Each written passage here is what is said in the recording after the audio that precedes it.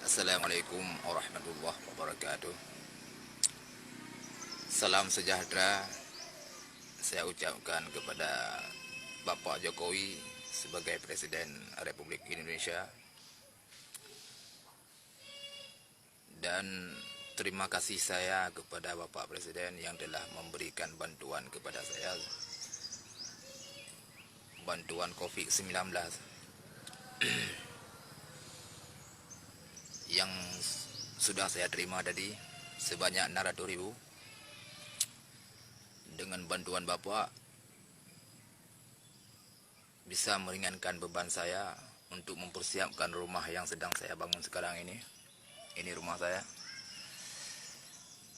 Dengan bantuan Bapak, saya doakan semoga Bapak Presiden dan juga keluarganya Bapak Presiden sehat selalu, diberikan kesehatan oleh Allah yang Maha Kuasa. Dan saya doakan semoga Bapak Presiden bisa memimpin Indonesia dengan lebih baik lagi ke depan dan lebih maju lagi ke depan. Dan dalam video ini saya meminta kalau boleh Bapak bisa membantu saya sedikit lagi untuk saya mempersiapkan rumah yang sedang saya bangun ini.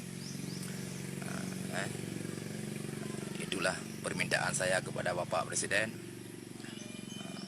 Atas perhatiannya Bapak, saya ucapkan ribuan terima kasih.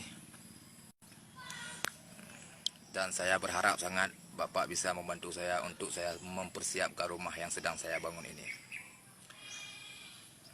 Itu saja yang bisa saya sampaikan, yang bisa saya memohon kepada Bapak. Atas perhatian Bapak, saya ucapkan ribuan terima kasih.